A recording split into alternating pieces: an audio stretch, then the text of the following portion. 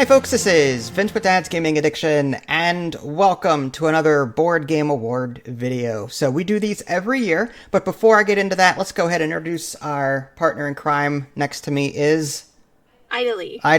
Yeah, well, actually, she's upstairs. Let's go ahead and bring her in with a sound effect, because I haven't done these in a while. Come cheer up, my lads, 'tis to glory I love this episode. Anyway, find something new in this so let's go ahead and bring this in wonderful properly yet with an to actual honor sound we effect. He's biting that female. No, not that one. It is broken. Yeah, it is broken. Let's rock and roll.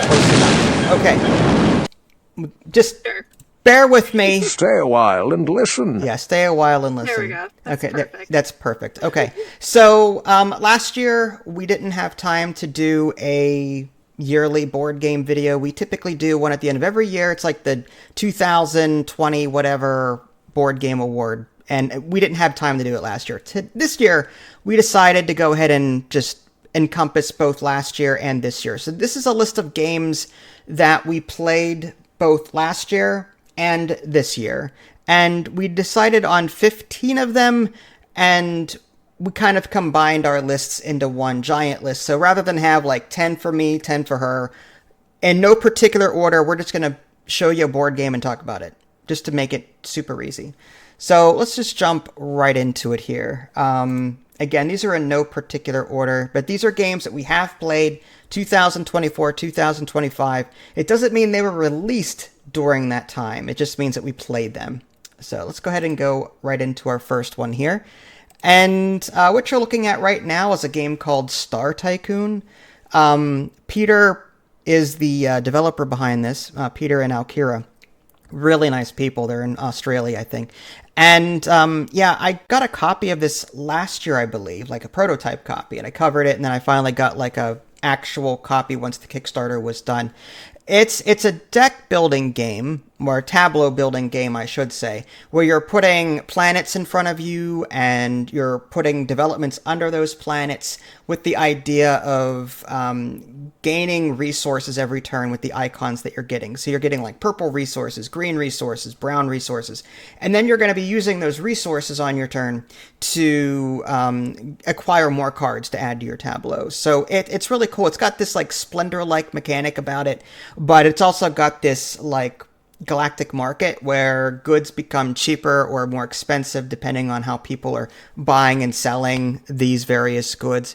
You'll also be able to corner the market with investments, and you get victory points by, you know, if you get the heart investment, for example, then, or yeah, the heart investment, the pink one, you'll get points for every pink icon that you have on the cards in front of you. I don't want to delve too deeply in the rules, but I gotta say, like, I think it's a really fun game, and I even developed like a solo mode for it. I know you're looking at yourself and you're like cringing. Yeah, these are our. Fine. I will fast forward this part. This is our cozy game night where we sit and talk about and play games.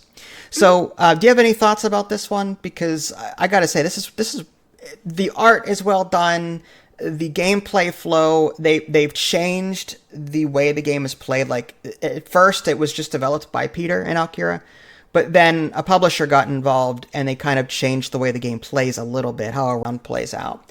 And I think you had mentioned that was kind of rough to get used to. Like, yeah, it was a little bit hard to get used to at that point. I really loved the initial playthrough I had. And it was really fun. It had like a nice flow.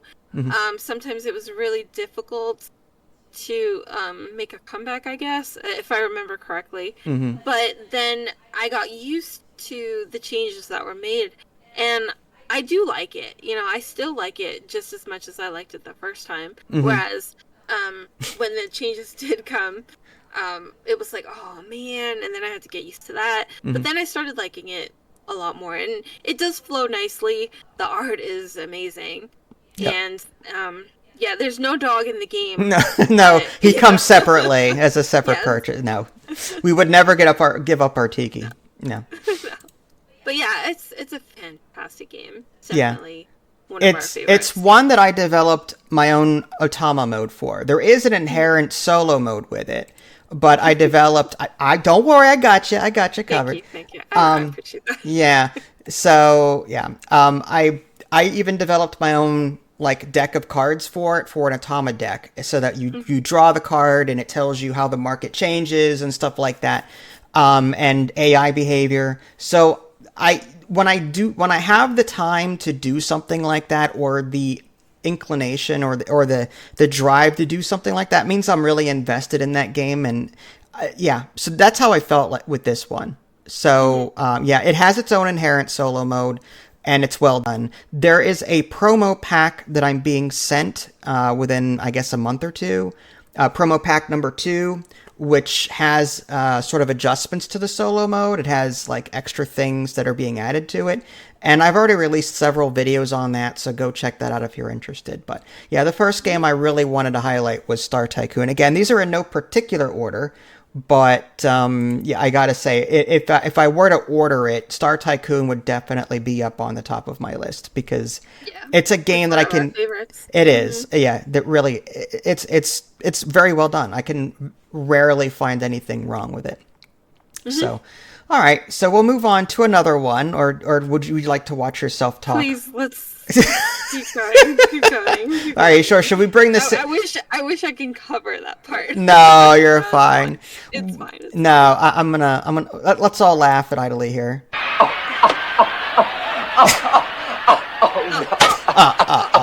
to the Future. I get it. Yes. All right. Now, for those that are too young to get it. Back to the Future. Yeah, George McFly. All right, let's bring in another one here. Would that be a problem if I did that with every segue? Just the Inception. You'd have porn. to ask the viewers. All right. Well, we'll just move on. All right. Another game I wanted to highlight was Star Trek Captain's Chair. I gotta say, like, this is one of the most complicated deck builder games I've ever played. And it's pretty well done. At first, I didn't agree with some of the design choices, and in some ways, I still don't. Like, you pick a captain in this game. The core box comes with, I want to say, 5 or 6 captains, something like that. There was Picard, there was Sisko, there was Michael Burnham from Discovery, there was Koloth from the older Koloth from Next Gen and Deep Space Nine era, but Koloth was actually in the original series as well. And then there was Sela, the Romulan commander, the offspring of Tasha Yar in the Romulan. All right, I'll skip this. There you go. So, yeah, like, I wanted to see a wider variety of captains. Like, 3 of them were Federation. Like, Picard and Sisko, fine, but, like, instead of Michael Burnham, maybe include, a Borg in there or something. I don't know. But they are releasing more games later, like standalone games later. Some are standalone, some are not. So when you played this, how did you feel? To be honest, I don't really remember too much of this. Wow. Okay. That's So kind of a testament to it, but I did like it. I think I remember vaguely liking it, right? Yeah. So you did. You spent a lot. It was a lot of decision paralysis for you when we played this. You can either play this as a solo game, either against the training bot, or you can play against like an actual bot with AI, or you can play 2 players against each other. You pick a captain. And each captain has a starting deck of cards, somewhat like a typical deck builder. But you also have like a reserve deck. You've got a development deck, so that, instead of buying from a market, which you can do in this game, every time you cycle through your deck, you first go through your reserves for free, and then you can pick a development after that once all your reserves are gone. And the whole objective, each captain needs something different. Each captain scores different ways. And off to the left of the screen there is like a scoreboard. There's a blue track, a yellow track, and a red track. And you're trying to improve your victory points on each track, and also get cards with that colored ribbon on the bottom so that you can multiply that score for that particular track. It'll make more sense when you actually watch the video and see us in action playing it. But I gotta say, like, it is one of the more complicated deck builders that I've ever played. And, like, I guess I'm kind of biased because I'm already a Star Trek fan. I mean, I don't know how many of these I've got so many... Shut up, Wesley. I've got so many Star Trek sound effects on here. Do not for hug a me. reason. Anyway, Yeah. I guess I'm kind of biased with that regard. If this wasn't Star Trek, I probably wouldn't be as invested in it as I am. But that being said, like, it's the kind of game that if I want a complex deck builder, I would pull this one out. My only concern with it is after about like an hour and a half, 2 hours, there's so much going on the board that I forget that certain things kick in when they should. And like, it's that fatigue that sets in after a long game. I'm getting older to the point now where I can't keep up with that anymore. So like, it's fun for the first hour and a half, but if the game goes on any longer than that, then I start getting winded. Do you remember? I think that 5-year mission is still my favorite kind of Star Trek game. That's like embedded in my head. 5-year mission. 5-year mission was that co-op one, right? Yeah. Yeah. Yeah. But I think so the thing that really stands out for me in this game, I remember I didn't like the captains that you can be. That's the big thing that I remember. I remember not liking that I can be Michael Burnham. And who's the other one? A Klingon that I don't even know. Right. Right. I don't know. That was really maybe that's why like I kind of you couldn't relate to any of them. Yeah. But I think I sort of liked the game. I think I kind of did. You did, because each card, like, you had isolinear chips as your action points. And certain cards had multiple actions listed on them. Some you could use your isolinear chip to activate it. Others you could use it for its free action. But there were multiple ways to mess with the deck and to make things work. And I think you enjoyed it as well. But I mean, I could have to play it again. You'd have to play it again, yeah, because you only played it the one time. Yeah. Whereas I played we played versus once, and I played the solo mode a couple of times. Yeah, 3 or 4 times. Yeah.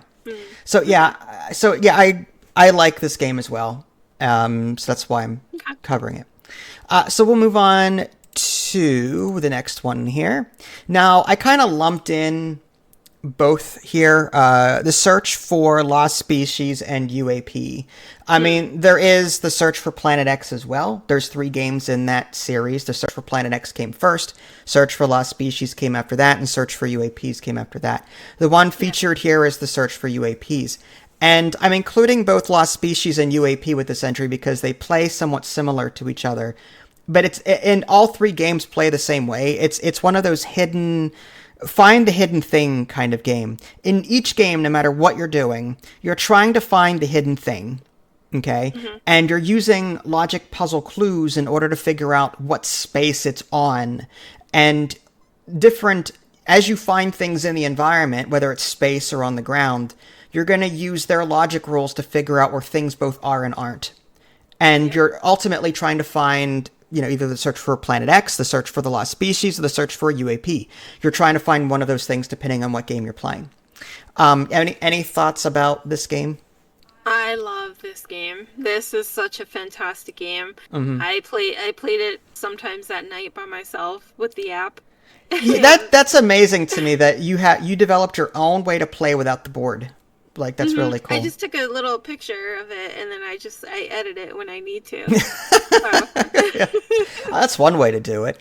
I found UAP to be my least favorite, I think, but like I felt like Lost Species was the easiest to get into. What I like about all 3, though, is that there's a bot. I mean, it's app-driven, but there's a bot you can play against.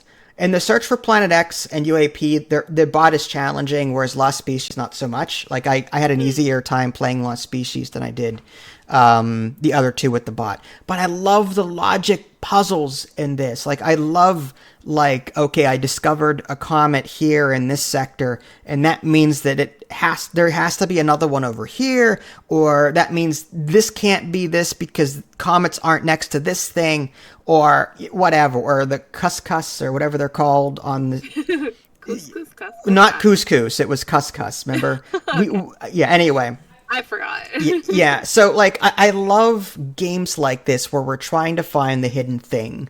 Like, it's a reason why we enjoyed Little Alchemists, or Alchemists in general. Logic puzzles are just the best. Right. And there's not a whole lot of those out on the market. So, I recommend any one of these 3 games to folks interested. I would recommend UAP last only because I think I had an issue with the markers or something like that. It was a bit more messy than the other 2. We used dry erase markers for UAP, whereas they gave us pens and pencils or whatever for the other 2. So this game was a bit more messy. The dry erase boards didn't always dry correctly or clean correctly. But if there was a easier way to do it, like I said, I just copy and pasted it, or I took a picture of it on my phone and just edited it that way. And in doing so, the more I played this, the more I liked it, and now it's actually my favorite of the whole series. So do you like you like UAP the best out of all of them? I do. I really do. The way that it rotates is so like mind bendy, and I love that. I really do. Yeah, what's interesting, like Planet X, the Earth rotates, but all that does is that controls what you can inquire about in the night sky, because you can only see this particular series of sectors. Like, you might be able to see 1 through 7 or 1 through 8 initially, but then the Earth rotates, and now you can see sectors 4 through 12 or something like that. In this game, in UAP, you have to, as the Earth rotates, like the night sky rotates too, so you have to remember, I found a comet here, but it's actually now over here. So you have to remember, whenever you're doing your logic stuffs, you have to think, okay, back to the board's original position, this is how it would play out, and this is where things would be. So you have to like think back to what the original position was, and then do your logic puzzling from there. It's really trippy that way. It added an extra layer to it that I think you really enjoyed. I really did. It's a trip. It really is. Yeah. So go check out our videos of all 3 of these games. I think they're fantastic, but this is all one entry. Again, moving on, I'll just again do I love you. Sure. Okay. Me too. Yeah, okay. We'll move on to Fog of Love. Does that mean that Fog of Love? No, but that would have been a good segue.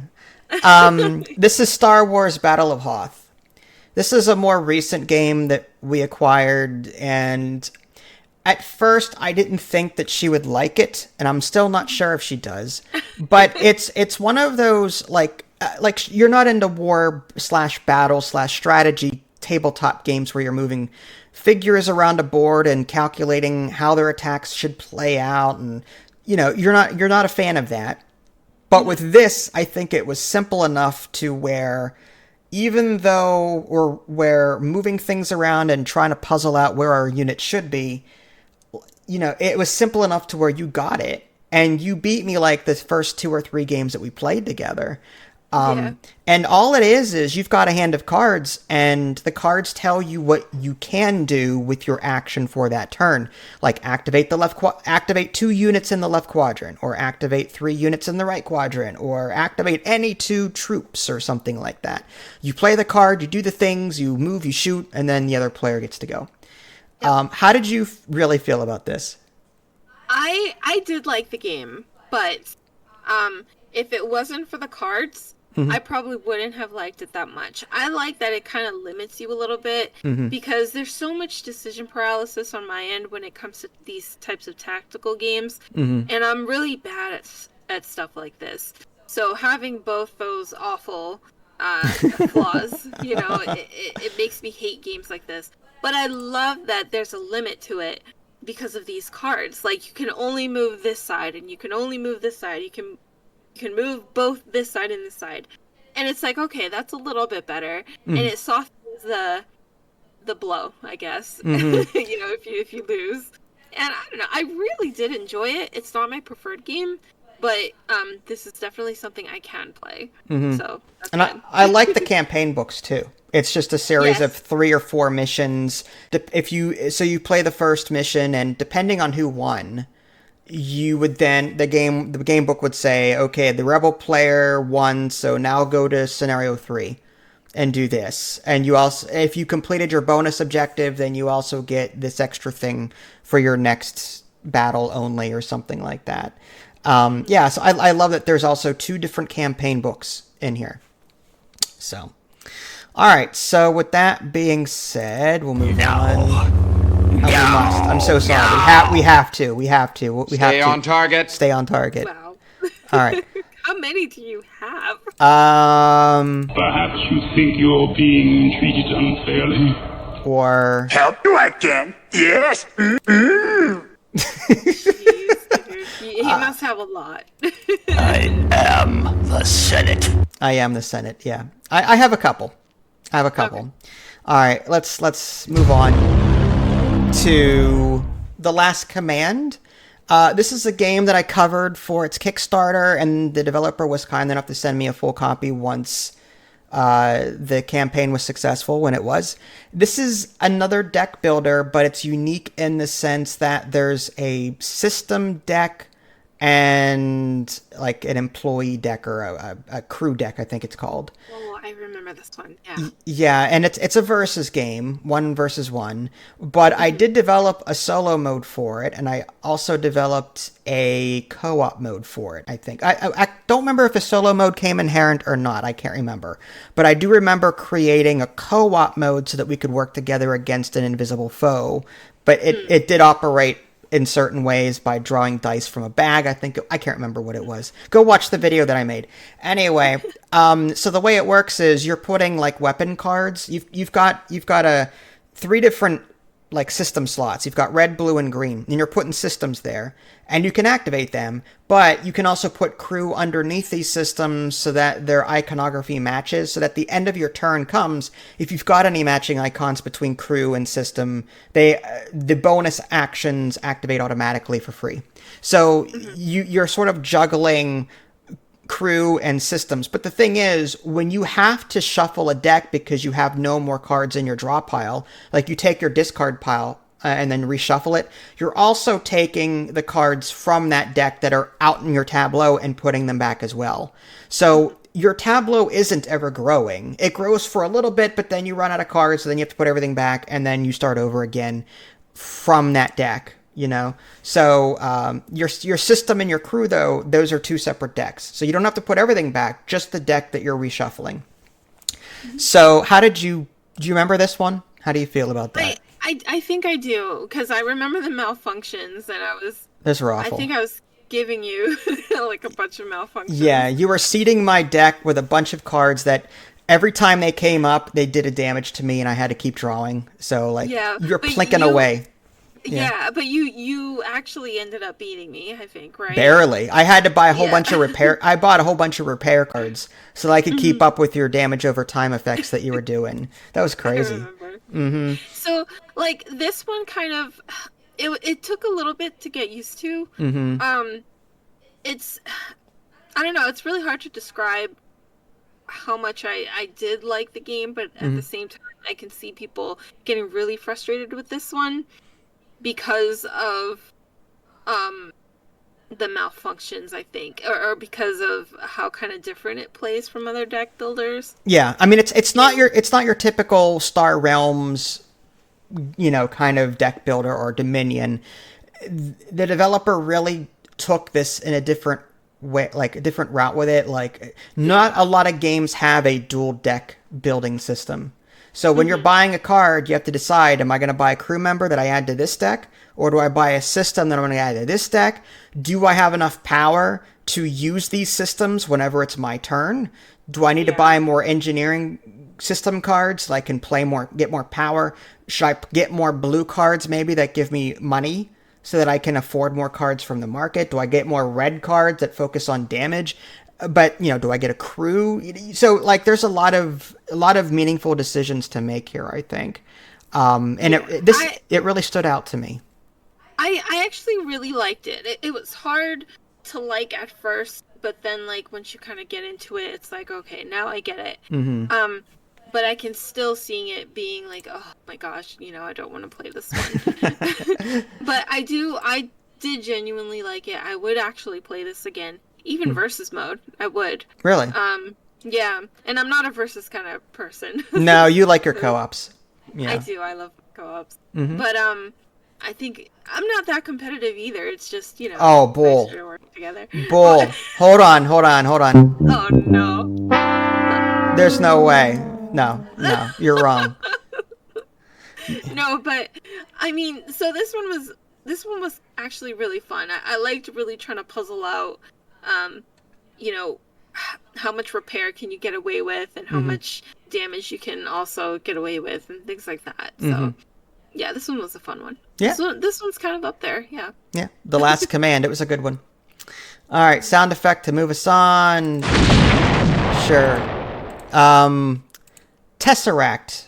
This is a cooperative game where we're trying to systematically take dice. It's a 4x4x4 dice cube thing, and you're trying to systematically take dice from it, and you're trying to get 1 through 6 of each of the 4 different colors and put them out onto the middle of the table there. There's a board for it, and both players are trying to do this, and you each have different abilities that you can activate. It's been a while since we've played this, because I think we covered this last year in 2024, but I remember liking it. There's a solo mode, and I remember playing that, and you can kind of two-hand it with that, because you can have 2 different abilities and stuff. This was a game that was both colorful, flashy, well thought out, and it flowed pretty well. And there was a lot of decision making to be made here. You had to sort of take dice in a certain way so that you could then chain them together to then put out onto the board in a most efficient manner possible. There's also a primed area. Yeah, that's what that is.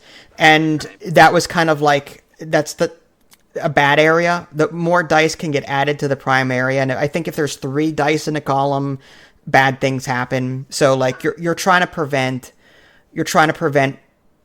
beat the game before the game kills the both of you. And when you take dice completely from a column in the cube, whatever the symbol is underneath also kicks in, and that's usually a bad thing. So, and that's how difficulty is determined in this game. There are different boards you can put underneath so that the effects are either really bad or really good. Do you have any remembering, or do you remember this game at all? I do. I remember being so excited to play this.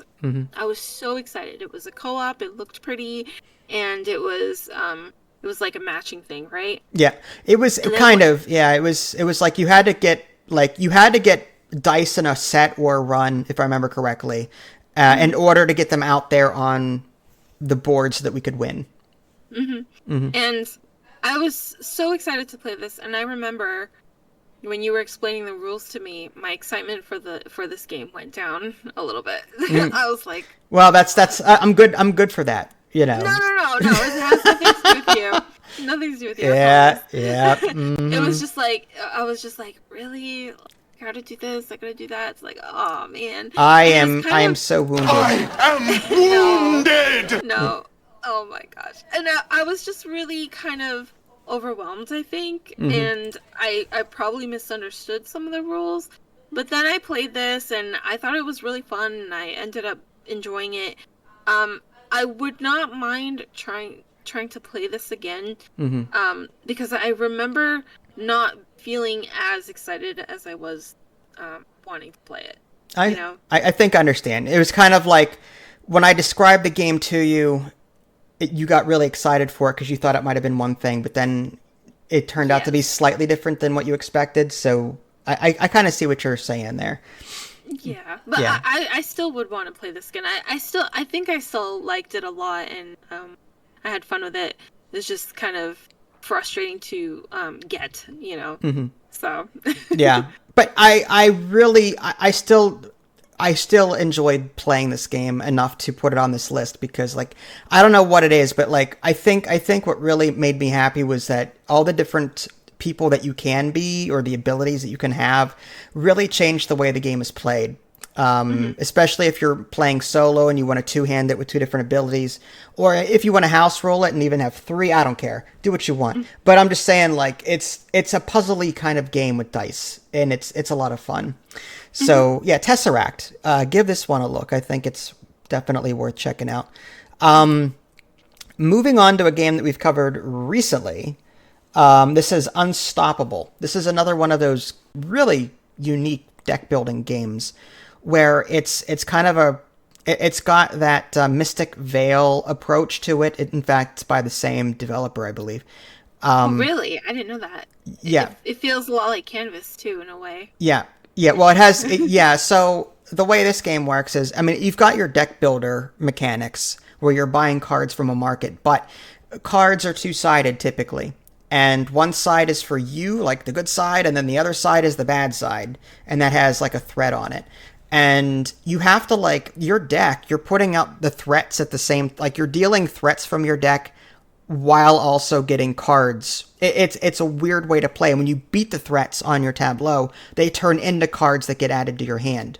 So it doesn't play like a typical deck builder where you have 5 cards, you play them, you get the things, you discard, and then you draw 5 more. And this game, it took me a while to, like, really make it click. You know what I mean? And the setup for it is insane because there's different cards that should be paired together for balance reasons, that kind of thing. And even as you're playing, you're able to slot 2 upgrades. And when you slot an upgrade, you have to slide it in between the 2 existing cards that are there, like the front and back. So you could have a total of 4 cards in one sleeve. 1 front, 1 back, and 2 possible upgrades. And on top of that, when you think you've upgraded a card to make it work for you, you're also upgrading the threat side to make it more of a challenge. So that's another thing that I had to really get used to. I wanted upgrades to make myself better, but I'm like, well, this is going to come back and bite me. You know what I mean? How do you remember? Well, obviously, I think you remember this one. I do. I loved this game. Like, I did not want to stop playing. This was such a fun game. Mm-hmm. I loved the fact that any upgrade or card that you get also is like another threat that you add into your deck too. Mm-hmm. I thought that was really interesting. Mm-hmm. And I do love the benefits too, because when you defeat a threat, you just get it like right in your hand, and you can actually, I think you can still use it, can't you? Yeah, you can use it. So as long as you've got 3 actions to use on your turn, and the cards themselves will tell you this will cost an action, or this is a free play kind of thing. So, yeah, you can potentially, like, beat, say, 1 or 2 threats in your area, to flip them over, add them to your hand, and then immediately use them for something. So as long as you've got the resources or the action points to use it. You can even buy from the market anytime you want to on your turn, like while you're playing, assuming you've got the resources for it as well. But, yeah, this is a solo game or a co-op game. There's no versus in this. It's either there's, I think, 3 different bosses that you can play against, the Harbinger being the easiest one. I don't remember what the hard one is, but they're all unique in their own little way. So, yeah, Unstoppable. I gotta say, this was a really, really good one. Yeah. Yes. Mm-hmm. So, anything else? Oh, you're waiting for a sound effect? What would you like? Well, what would you like? I was waiting something that said, like, excellent, because, I don't know, like, it's a great game. All right, how about this one? Open salami. Oh my. Sure. All right, or Rock and Stone. Yes. All right, fine. All right. Yeah, I was just gonna say that in the Unstoppable game, it has really great cards. You don't see a lot of deck builders with, like, almost all the cards are really great. Mm-hmm. These, I didn't even find any card that was really bad in a sense. Mm-hmm. I don't like the characters. I'm not really too fond of the story. Yeah, I couldn't relate to any of the 4 heroes that you could be. But the gameplay is, like, so sound that I could totally surpass that. Mm-hmm. And that's not to knock the writers, at all. They actually wrote very fantastically. Probably better than I speak. Mm-hmm. But fantastical even. Yeah. Yes. It's just the characters themselves I don't relate to at all. So. Yeah. No, understandable. I didn't care for any of the characters either. Yeah. I mean, it is a different kind of universe, so, it's futuristic. It felt steampunky. I'm not sure if I'm describing that right. But yeah. But great game. Great game. All right. Moving on. This is a game called Daybreak. This is a cooperative game or solo game where you're working together to save the planet. And I think it's Matt Leacock, I think. It's the same person who did the Pandemic series.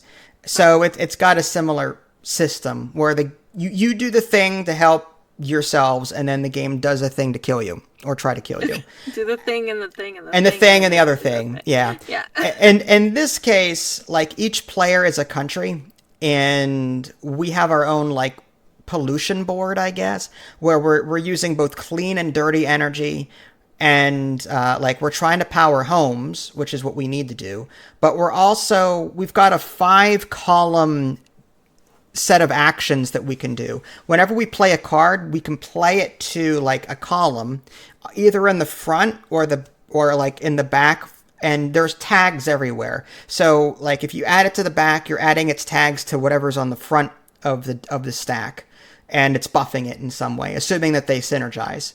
And the other player's trying to do the same thing. Meanwhile, the board has these, like, bad cards that come up, like threats, that you have to deal with. Otherwise, you'll take, like, you'll lose trees and water tokens on the board, which, negatively affect you. You're just trying to stop, like, pollution and stuff from running rampant, so that, like, the global warming doesn't, like, end your game. That's typically what this game is. Do you remember this one? I do. I keep wanting to call it climate change. Climate change, the board game. Yeah, it's Daybreak. Okay. Yeah. So I like the game.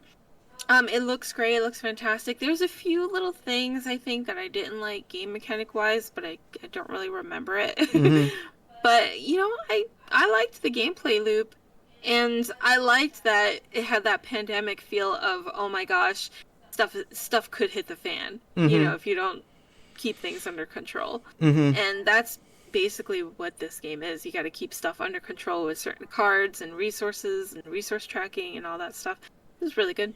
I loved, my favorite part of the game was how the different stacks of cards that you had, like, there's 5 columns, like I said, trying to find where to play cards is so strategic, and what to put on top is very strategic. Do I play this card in the back for its icons to buff the front card? Do I use this action first, then play a card on top of it and use it for its action?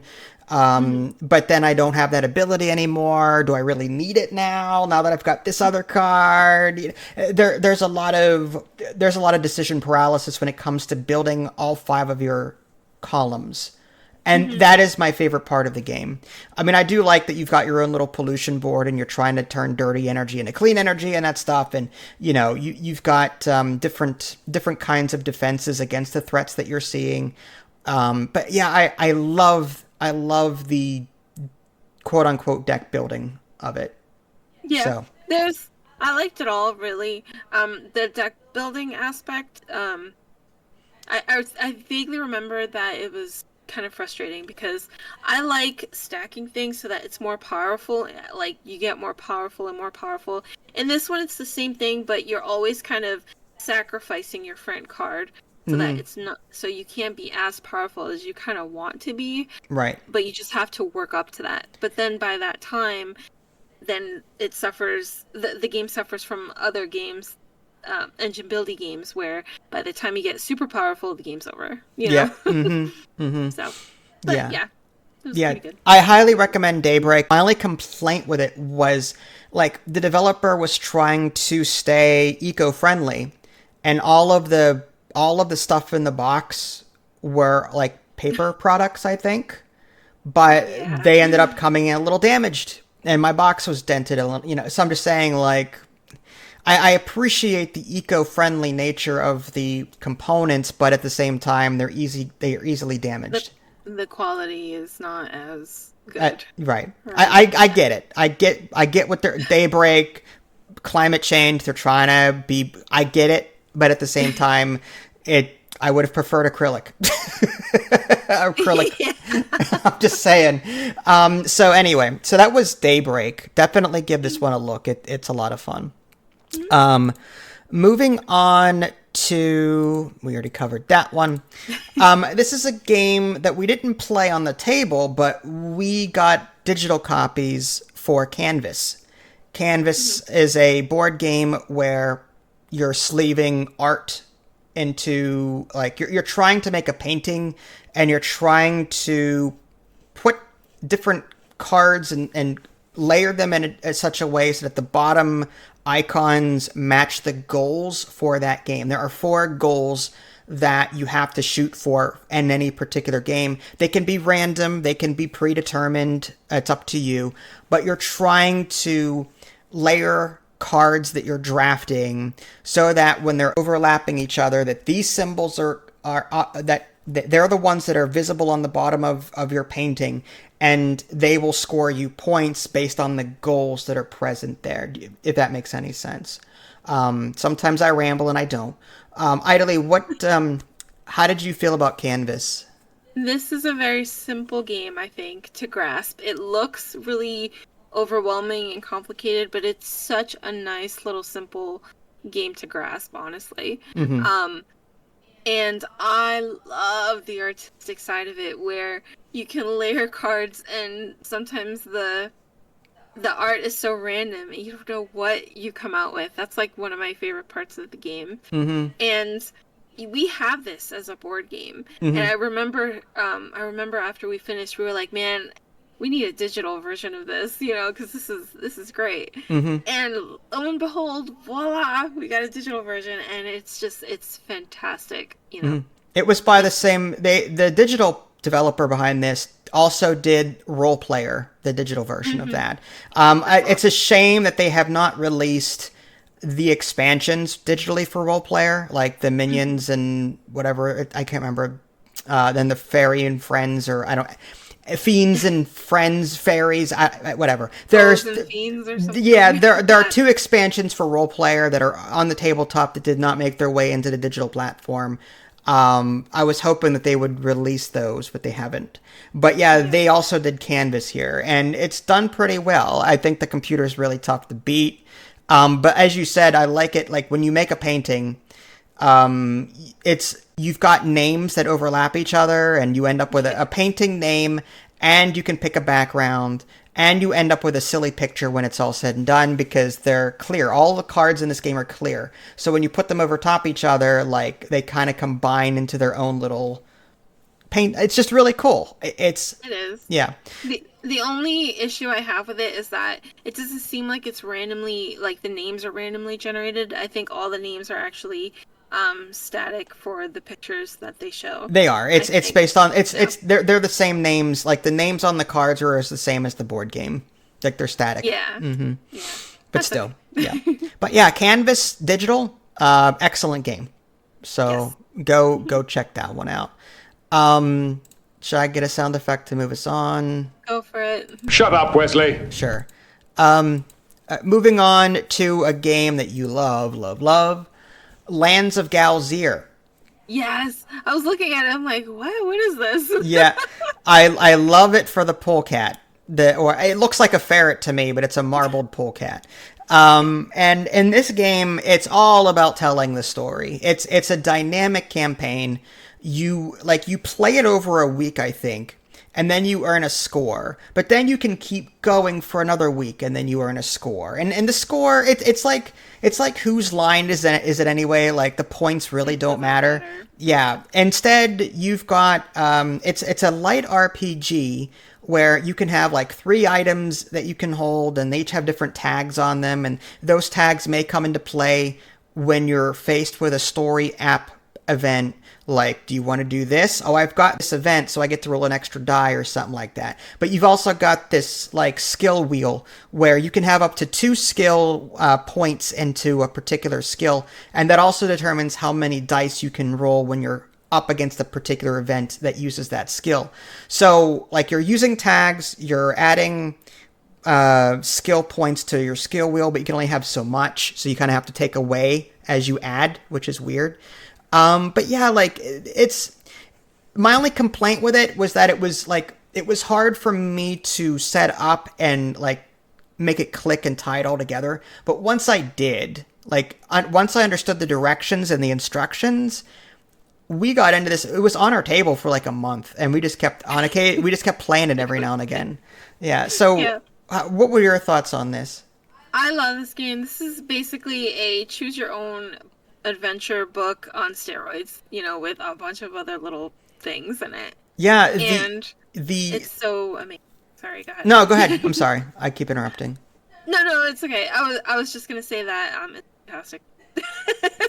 Yeah, I love that the board also is dynamic in the sense that there are two sides. There's like a winter side or something and a spring side. I can't remember what it was. But like as time passes, you flip the board over for certain weeks. And also like a town might be stricken by some kind of volcano and is not accessible for a while until you deal with the event later, in which case different things you can do in that town. Like there's whole storylines, all like little mini storylines. There's a main story in there, but there's also mini storylines that can affect the board in different ways. It's really cool.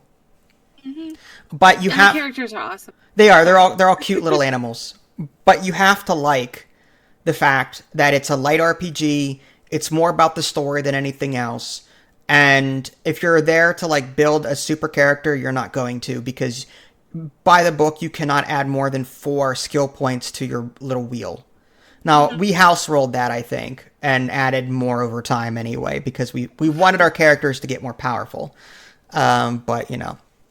The only thing that I didn't like is that there's not enough characters to choose from.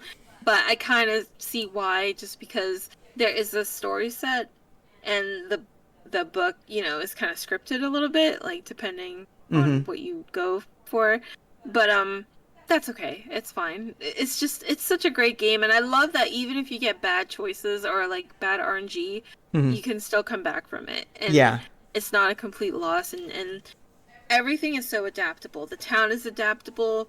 There's like little I think it's tiles or cards that you can actually change the way a town looks, even if it's a bad thing that happens. So that was really cool. It's a shame though, like sometimes we got companions, but we can only use them for like 3 or 4 turns or 4 days or whatever it is. That was unfortunate. So like if you're trying to build the super character that has like 10 different items, you can't. Companions come and go really quickly, and the items are, again, you can only hold 3 at a time or something like that. So you really have to pick and choose what tags you're really going to focus on. But like real quick, I think of this game. Now, I never played Chronicles of Avil or whatever, but it's like kind of constantly recommended. And I think of that game kind of like this game. And that's why I'm not too crazy about playing Chronicles of Avil. I can never pronounce that. But I do want to play it because I know it's not this game. And it's probably completely different with the whole backpack inventory thing. You gotta like, you can carry anything that you can fit into your backpack. I remember that there's something like that. But because I have Lands of Galzyr, I don't really want to play another light RPG, you know? Yeah, there's a point where you've got board game overload. Like, how many deck builders do you really need? But, you know, you'll hear different answers from different people. So, all right. Well, that was Lands of Galzyr. I totally recommend this one. Really good. Moving on. This is a game that I covered myself. It was Terraforming Mars, the Automa expansion. Now, Terraforming Mars has a number of spin-offs. There's the dice game, there's the card game, like I think it's Destination Ares is the card one. Then you've got the board game, and then the board game has like 8 or 10 expansions. The Automa one was interesting to me because the AI had its own board, depending on what main board you were using. So if you were using like this expansion board, then you would slide this particular AI board into the slot to account for that. And every time you drew a card on the AI's turn, like depending on the symbols shown on that card, his board, you would move cubes up his board in that correct row or a corresponding row, and he would get victory points or increased temperature or whatever and earn points that way. So like Terraforming Mars as a whole, I enjoy the game. I think it's a really cool, like just it's a not worker placement. It's more of like you've got action points and you're trying to terraform the planet, but you're also like, it's a tableau builder in a way. Do you remember Terraforming Mars, and do you have any opinions about it? I like the game a lot. It feels like a deck builder. It's an engine builder for sure, because like you start with like so many credits and maybe no steel, but then you start earning production and steel and metal or whatever. I can't remember what it is. And then plants and heat and energy, and like you're starting to earn these things every turn, and that gives you more leeway to put forests down on the planet and change it and score points that way. I love the synergies too that can really correlate with like the cards that you have and the faction cards that you need and things like that. That I think that's why Ares Expedition was probably my favorite out of all the Terraforming Mars games. And that one I kind of remember the most, and obviously the Terraforming Mars original because I have the digital. If it only worked. Really liked it. If it only worked. And what's funny though is that I find the game Race for the Galaxy kind of similar in a way, and I love Race for the Galaxy. Like you introduced me to that, and like the more I play it, the more I love it. And Roll for the Galaxy, I love that one too. And what's the other one? There was Race for the Galaxy, Roll for the Galaxy, and then there was a Jump the Sun. I don't remember what it is. Jump Space or Jump Drive, maybe. It was solely cards. Race for the Galaxy was cards. There was also another one. It was in a large box. I don't remember the name of that one either. But yeah, there were multiple spin-offs of Race for the Galaxy. I loved Race for the Galaxy, and it really did remind me so much of Terraforming Mars. Like I feel like those two kind of go hand in hand a little bit with game mechanics wise, but Terraforming Mars has like this whole board thing where it has heat, energy, plants, and you're trying to, terraform Mars. And I like that. I think it's a great game. Like theme? And it has a really hard decision paralysis type of thing because you have to figure out like what you can buy, what you can sell. Yeah. But I like the game. The game is fun. Yeah, typically you get to draw cards, but you can only keep the ones that you can afford, like I think it's like 4 credits per card that you keep or something like that, and then on top of that you have to spend credits to play it or to use it. But you can like, if you have extra metal, you can spend that to offset that. So yeah, like this is, and there's a lot of tags. This is another game with a lot of tags. Like in Daybreak, you might need 3 science tags before you can play this card, or the planet needs to be this temperature before you can play this card. And so you're constantly like, I really want to keep this card, but I won't be able to play it for like the next 10 turns because the oxygen level isn't there yet or something. So yeah, I recommend Terraforming Mars as a whole, and the Automa is pretty well done. But if you're new to the series, I recommend the cheapest way, I think, is to buy the digital version, even though Asmodee or whoever hasn't really kept up with it all that well. At least it'll give you an idea of what you're in for, and digital versions are typically cheaper than the tabletop counterparts. So if you really want to know if it's any good, or if you'd like it, try the digital version first, and then if you can find the board game, go ahead. But I bought like the layered boards on Etsy because they're all flat in the game. Like the boards are all flat, so cubes will fall off. Like the resources that you're tracking, if you bump the table and your cubes go flying, you won't remember how much money you had, how much metal you had, whatever. So I bought the layered boards off of Etsy. Like there's a bunch of people, that make 3D layered inserts. So anyway, I recommend those if you do end up getting the board game. So anyway, so that was Terraforming Mars. It does stand the test of time, and the Automa was pretty well done. Do we want a sound effect? Sure. Are you always this wow? Oh my god, it's not Star Trek themed. I'm shocked. I can fix that. No. No? Okay, fine. Oh gosh. All right. So you can probably guess what this one is. Awkward Guess. Awkward Guess 2. We got a press copy. First of all, we're big fans of the first one. Awkward Guests is Clue on steroids. And the first one, you can play competitive against each other, or you could play solo/co-op against the app. And you've got so many action points or whatever to figure it out. by asking the app different questions. And the second one that you're seeing here, it's solely 1v1. It's a 2-player game. And I'm creating the answer key for her, and she's creating the answer key for me. And we're asking each other questions about each other's answer keys, trying to get the solution first for each other's puzzle. That's what this is. And we're also rolling dice. That's another big difference between Awkward Guess 2 and the first one. The second one involves some dice rolling, and the dice will determine what questions you can ask. Also, depending on where you put those dice on the board when you're like slotting them, because you can put the dice over here to get this question answered, or you can put the dice over here to ask this instead, or whatever. So yeah, but it's still the same idea. You've got like 6 suspects or whatever it is, and there's 4 starting rooms on the bottom of the mansion. One of them makes their way up to the top where the bedroom is, killed the victim in there, and you're trying to figure out the route they take, where they started, the route they took, and what weapon they picked up along the way.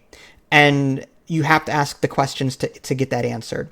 There's motive, there's like different weapon attributes, so it's a challenging game. But how did you feel about Awkward Guess 2? I liked it. Not as much as the first one, but I do appreciate that you can actually make your own kind of little clue Answer thing, key. and then the person, and then the person has to try and figure it out. The only thing that's scary about that is that if the person knows you really well, you know, they could probably kind of figure out. Or if one person messed up during setup, you know, you could ruin the entire experience because you messed up the answer key in some way that you shouldn't have. Yeah, I can see that too. But I still really like this game. I love logic puzzles, and this was a really interesting twist. I think Awkward Guess 1 still takes the cake. It is absolutely amazing. The fact that it has an app and you can play it solo is just chef's kiss. Yeah, we did co-op streams regularly with that because we enjoyed that. I wish the second game here had an app and a solo / co-op mode, because I think that was a core component of the first game. I think that would basically be Awkward Guess 1, because there's really not a lot of difference I saw, I think. Right. Well, yeah, it's just new characters, but the general gameplay was the same. But it was the main difference to me was the dice mechanic.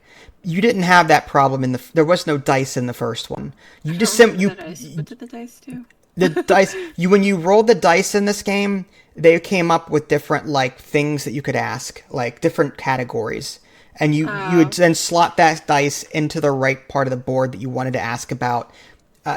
Go watch the video, not you, but if you're interested. I'm gonna have to. Yeah. So yeah, there are differences between the second one and the first one. There were no dice in the first one. In the first one, you can just pretty much ask whatever you wanted. Oh, okay. Yes, I remember. And you can actually get really bad RNG and ask a question that you really don't want to ask. Right? Well, in this game, you can give up a die to change the face of another die to anything you want. That's right. Yeah. That's right. But yeah. I didn't care too much for that dice, to be honest. Because it felt like less like an investigative game at that point, and then... Yeah, but if you got lucky... Yeah. If you got lucky... Yeah, go ahead.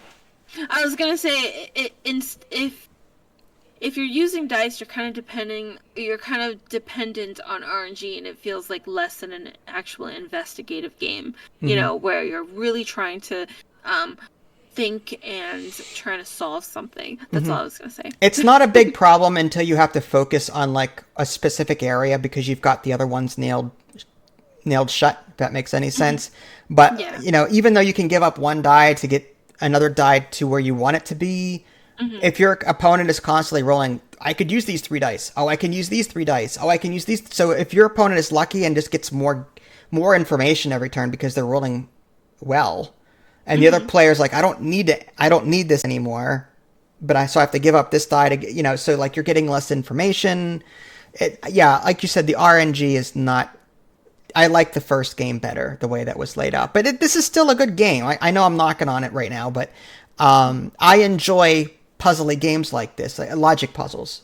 And this was a fairly good one. So, anything else to say about it?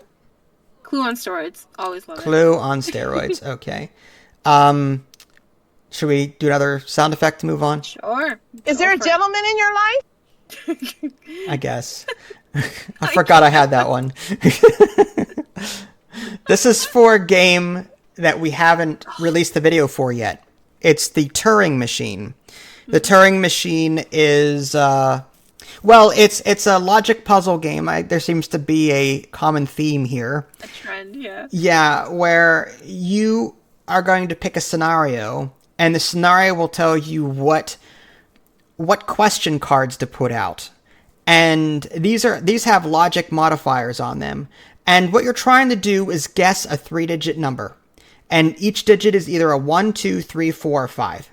So what you do is to ask a question, you pick one of the letters, like A, B, C, D, E, F, and then you take the answer thing. Like there's a face down like answer key that has a bunch of X's and some green check marks on it and stuff. You're going to slide that into your little like decoder, and that will tell you if the statement on the logic modifier is true or false, or something like that. And you have to use that information to deduce if it's like, if this is a 1.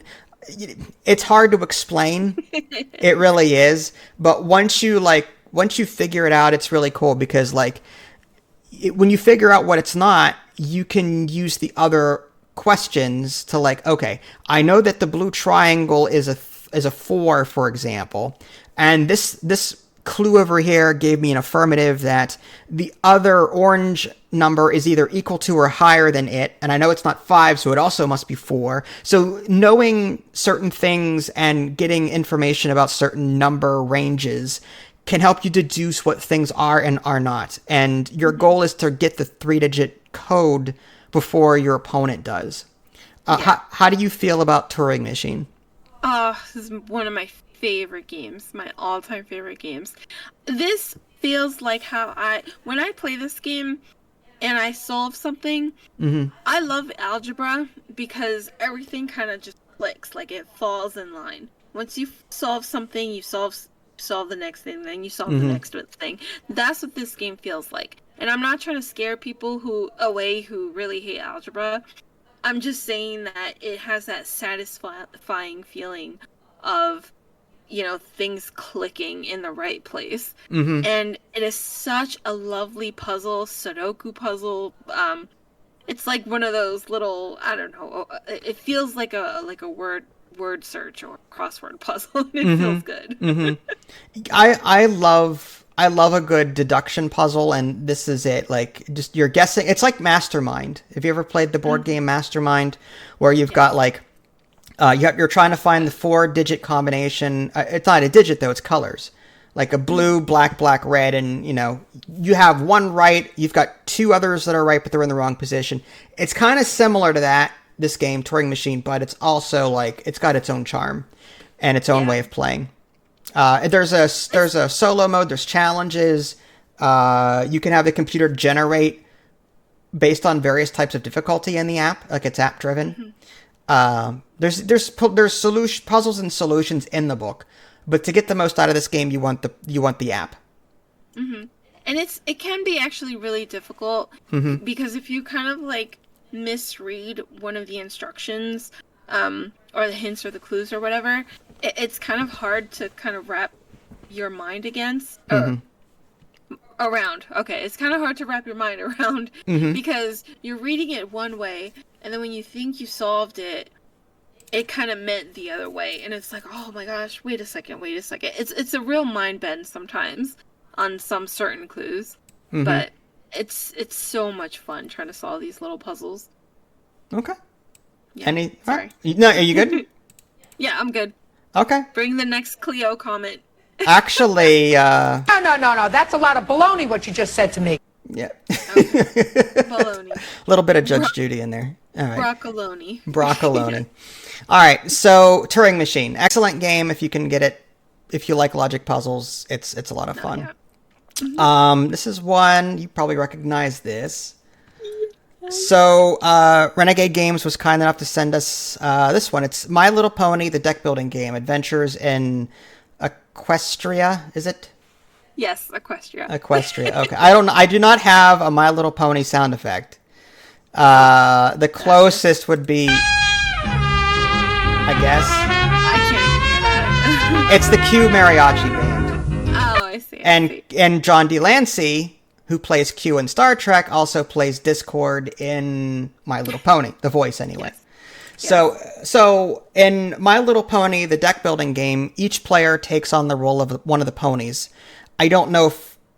I think it's the 6 primary ones. You've got... Hold on. Twilight Princess. Twilight Sparkle. Yes, Twilight Sparkle. You've got Applejack. You've got the Fluttershy. Oh, very good. I'm turning him into a brony. No, you're not. I'm trying to remember. Oh my gosh, I don't remember. Rainbow Sparkle. Dash. Rainbow Dash. We're okay. Yeah. All right. What are the other? Pie. Pinkie Pie. Okay. And who are the Rarity? That's all right. I'm 3 for 6. All right. So whatever. So anyway. What about their brothers and sisters? Oh God, hell no. Oh, sorry. No. So you're working together in this deck builder to deal with various challenges as they come up. And there's a final challenge that you have to work on together as well. You're trying to earn resources, I think they're sugar cubes, in order to like get enough resources to beat the final challenge together. And it's a timed thing. So you have to beat the game before the challenges expire and the main timer expires. Because I think there's chaos tokens or like I think they're chaos tokens or like whatever. If a challenge or the final challenge has enough of those chaos tokens on them, you lose. So you're trying to beat the game before that happens. And this is a game, like I'm not a big My Little Pony person, obviously, but I'm not what do you call them, a brony? I'm not a brony, but I like the way this game played because we were working together. We could move our pony to different locations and we can take different actions at that location. But it also was a nice little deck builder too, where we were building a deck of cards, we were getting more powerful, and we were helping each other out. The game was all about the cooperation and all that stuff. So what were your thoughts on this? Oh, I loved this game. I mean, so I'm a little biased because I love My Little Pony. I really do. Mm-hmm. But if, take away the theme, this was an okay game. I thought it was okay. It feels like a very, very, very watered down version of Unstoppable, actually. That's because of the whole threat issues. Mm-hmm. But you have like these little things that you kind of have to take away. What was it? The chaos stuffs? Yeah. And just to be clear, there is no card sleeving in this like there is in Unstoppable. No, yeah. That's why I said it's super watered down, like so watered down.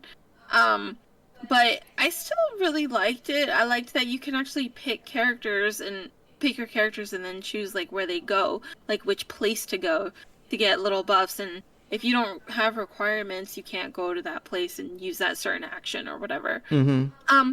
I loved it. Oh gosh, I love the art, dude. I would just play this just for the theme. I like that there's not only like sugar cubes, but there's knowledge, there's move points. These are resources that you can earn as well. And you can even earn tokens so that you can carry over those resources from round to round rather than lose them at the end of your turn. Mm-hmm. That was really cool as well. But yeah, I like the game. Again, I don't know how true it is. I mean, it seemed fairly true to the whole My Little Pony universe. Yeah. You had once mentioned, though, that like there were things that were missing from this. Like Discord, for example. I don't think we saw Discord in this. There was one card. I think there was just one card with Discord in it. And I think... And I don't think I saw Luna. I don't think I saw Princess Celestia. Maybe Princess Celestia. I think we saw both. I can't remember. Yeah, maybe. But there are 2 or 3 expansions to this game. that have, I'm sure, all of those other missing cards in it. So if you're expecting the entire My Little Pony and universe in one box, this core set is not it. You have to buy the additional expansions, which is going to cost you. Unless you can get them cheap. I can see that. But this is a fun little game. I think children would enjoy this, and I certainly did. It's slightly heavier than some other deck builders that I've played. It's slightly heavier, but there are other ones like you mentioned, Unstoppable, Captain's Chair, Star Trek. Those are way more difficult than this. But yeah, I like this, and I would recommend this for families, like with young kids, that enjoy the My Little Pony cartoon or movies, whatever. I would recommend this as a nice little gateway game. I would feel like it's probably a little bit higher than a gateway game, but still doable as a gateway game. Yeah, that is true. Dominion is more of a gateway game, I think, because what was this? Starfield? Star Realms. Star Realms. Yeah, there's Hero Realms, which is medieval, and then there's Star Realms, which is the space. They play the same way. They're by the same company. But yeah, this is kind of like a step up from a gateway. I guess you're right about that, because they do add more concepts to this than a typical standard deck builder. Anyway, yeah, like the resource collection and the placements of your characters in different places. But yeah. maybe they were cloud tokens and not chaos tokens. Anyway, go watch the video. It's all in there. It's been a while. Yeah, it's been a while. So the last one to talk about, and this is one that you may have experience with. I don't know how much you have experience. It's Dune Imperium. Yeah. I've never played the tabletop game, but I like the digital game. I like it. I don't love it. But I thought the digital implementation was so well done that it was worth mentioning here, if that makes any sense. Because there are a lot of digital adaptations of games like ARK Nova. I played for the first time this year as well via digital. I have it on tabletop, or I have it on my tabletop, but the digital adaptation was rough for me. This one felt more solid. And in Dune Imperium, if you don't know, it's a worker placement game, but it's also a deck builder. And you assign your workers to different spots on the board, but where you assign them will determine what card you can play along with it. Not only are you playing a meeple as a worker to a spot, you're also going to play a card at the same time based on the symbols that are on the card that you're playing. So there's a deck worker placement synergy there. And there's also like a combat/war mechanic.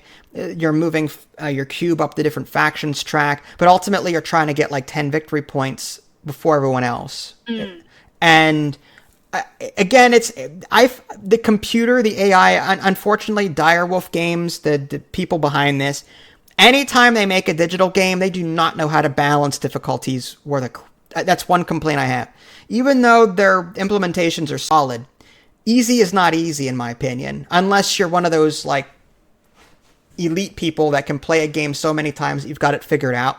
I don't have that luxury because I play so many different kinds of games. So like when I play easy, I expect I don't want to be sweating to try and figure out like how to win. I want to play around with different mechanics to see what works and what doesn't, make mistakes and still have a chance of winning. Here, it's like even on easy, it's like I feel like the AI is kicking my tail. So that's one complaint that I do have with any Direwolf digital game. But Dune Imperium is still a fantastic game in its own right. How do you feel about it? You've played it, once or twice? So, personally, okay. I'm not a fan of this. That's okay. That's okay. Only because I didn't really understand it. I think if I really took the time and spent about 4 hours trying to wrap my head around the rules, maybe. I did do the tutorial, but it was so confusing. I need some hand-holding for this one. And I don't really care for the combat. I don't know, that it's hard to find something positive to say about this game gameplay wise. Art is fantastic. It it's true to the theme. I like the Dune movies, no matter how campy they kind of are. But Oh God, don't get me started. I you know, it was so bad, it was so good. You know, that's my opinion of it. Yeah, But, don't get me started on freaking Captain Picard doing that combat in the beginning. Oh, that was awful. Patrick Stewart, what are you he doing? didn't even finish the movie. I'm surprised he even played this board game, to be honest, because he hated the movie. But I don't know. This was hard for me. I'm gonna have to spend more time with it. You know, and this is something I would spend more time because, you know, I want to like it. Mm-hmm. You know, it looks well done. I just don't know how well done it is because I got too frustrated with it. All right. Well, to be fair then, I'm going to bring this up as a bonus thing then. How did you feel about ARK Nova? Because I think you like that game more. I loved the board game. Mm-hmm. I was so disappointed with the digital adaptation. So tell me about that. Like, what was your... It was so confusing. It was super convoluted. Mm-hmm. The UI elements didn't have enough, I think, text information. And if it did, it was still, like, so overwhelming and confusing. And it felt very muddled, like, Mm-hmm. mushed together sometimes. Mm-hmm. And I don't know. I love the board game. And I didn't play it for so long that when the digital adaptation came out, I was so excited. I was so excited to get back into it because I knew that I loved the board game so much. Mm-hmm. But when I tried to relearn the game, I said, I don't know, man. I'm going to need Vince to, like, explain everything to me again. That's how I felt when I was relearning this game as well. Like, I felt like the digital version didn't do a good enough job teaching someone that had forgotten everything how to replay it again.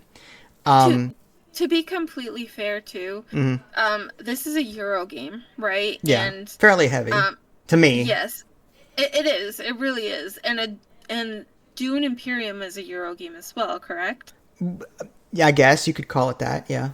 Yeah, and then there's like other Euro games that have also like really, I don't want to say awful tutorials, but like really hard to grasp tutorials because Euro games are so complicated sometimes. I think playing Lords of Waterdeep, would that be considered a Euro game? I would say it's hard. I don't have like all of the companies who made them in my head, unfortunately, so I can't tell you if it's Euro or not. I just know it's a more simpler gateway kind of worker placement game. So the Lords, okay, because I was really proud learning Lords of Waterdeep. I was like, oh, I get it. Oh my gosh. And I felt really proud because I thought it was a Euro game, but I don't know. I don't remember if it does, whatever you classify it as, it's still, it's still a board game. This is really complicated. And I remember ARK Nova was so much fun because I got it and it clicked, but in this one, I can click sometimes, but then like it's hard to click other times. And then when it's hard to do things in the game because of UI frustrations, then it's like everything else kind of fall flat. So not only are you fighting relearning the rules, but you're also fighting the interface digitally. Gotcha. Yes, and all the contextual mush. Well, is there a game then I haven't mentioned that you would have put on this list? I would probably have to think. No, wasn't Mega Man like last year, the board game? It may have been. I don't remember. This is 1 year ago, actually.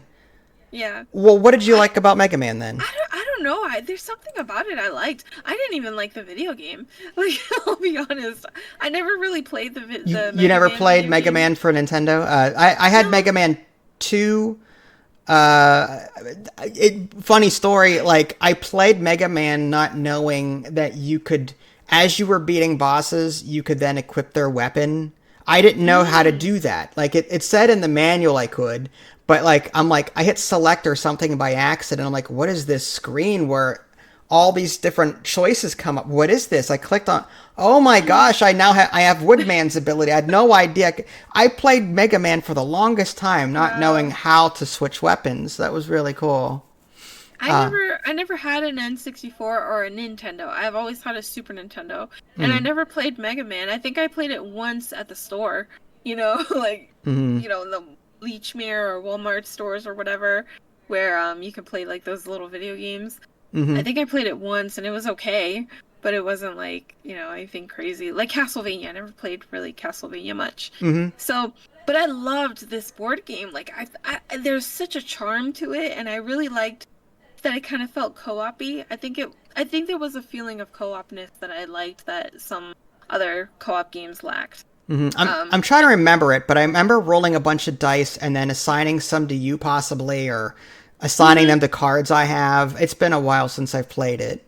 Yeah, I really enjoyed this title, and that probably would have been on my DGA awards, but I'm not sure when we played it. It might have been too long ago. We can I'll just add it to the video. It's fine. It's fine. Yeah, whatever. But we're talking about it right now. So. Yeah, we're talking about it right now. Literally right now. Oh, this just came up on the side, actually. Again, this was 1 year ago as well. Okay. Aliens. I liked this one. I mean, this was a co-op too, right? Yeah, another glorious day in the Corp. Was this the squad-based one? Yes, this is where there were eight different, 6 or 8 different characters, and there was a grunt side, and there was a regular like hero side, and we controlled the hero sides. Like I picked a hero, you picked a hero, but then the rest were grunts. So yeah. And what was cool about this game was like, monsters would show up as like pings until you got in a line of sight with them, and then they would flip over and then reveal as aliens or something. That was really cool. Yeah. I liked this. This one was a fun one. I really did like this game. Every time I play these games, the alien games, I just want to play Nemesis, just to see. And I know you're so like, oh, I'm not going to learn that right now. No, Nemesis is in my pile of shame, where it's like, I have it over there. I want to open it up and learn it. I just don't feel like it right now. I know. Because there's so much to it. And it's games like that are intimidating, especially when your run can end like that at the snap of a finger because of bad RNG or whatever. Only if you allow it, though. Yeah, we could house roll it. We could house roll it so that we have an extra life, or I don't know. We'll figure something out. But yeah, so Alien. What you're looking at now, I guess these are like bonus entries. Aliens, another glorious day in the core. Although they don't really make it anymore, you'd have to buy it used. The rules are a bit finicky, though. We had to look up several rules because they weren't explained very well. Board Game Geek has a bunch of posts and stuff that kind of explain some of it. So maybe go check that out if you're interested. But yeah, I think we also really enjoyed this one as well. Yes, and it reminds me of Nostromo, or is it called? I think it's called Nostromo. Yeah, that was another co-op game. Mm-hmm. Yeah, I liked that one. And those two actually go hand in hand, I think, because whenever I think about that one, I think about this one, and whenever I think about this one, I think about that one. The only difference is like the whole squad-based thing, I think, and some of the cards and some of the game mechanics. But they kind of play a little bit similar, I think. Mm-hmm. And and then there was another Alien game, but it didn't really it wasn't like thematic like this, like the Aliens movies. It was just Alien. Okay. Themed, I believe. It was a board game? Yeah, it was a board game. Did we play it recently? Probably almost at the same time as this one, Glorious. I'll have to look that one up then, because I don't remember. Pretty sure. All right. But yeah, I don't know. Like all these Alien games, they're fun because they have good gameplay mechanics, but they have that extra fun meter only because, I'm biased. I love Aliens, almost as much as My Little Pony, probably more. And to be clear, I think Aliens, that's the second movie in the whole series, right? The second movie. So you enjoyed the second movie out of all of them. And that's out of all of them, yes, but I still really enjoy the whole franchise. Gotcha. Mm-hmm. And this game, Another Glorious Day in the Core, this is based off of the second movie. The second one, Aliens, yeah. Mm-hmm. Which is awesome because I could reference lines all day, but well, the cards do a good enough job of that. But yeah, you did that the entire play session. I think. Did I? That's hilarious. Mm-hmm. I'm gonna watch the again as You I should. play Aliens Fireteam Elite. So. All right, well, there you go. Anything else to say before we ship out? No, I think that's about it. Okay. Well, everyone, thanks for tuning in with us and being patient. And if you haven't already, feel free to like and subscribe to my channel.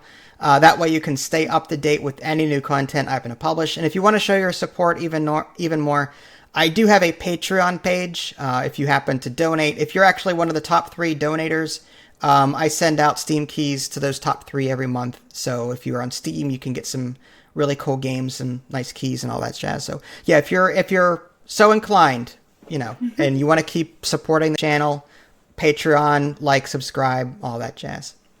Well, this is Vincent Adeli. Thanks for watching. We'll catch y'all next time. Take care. Bye, guys.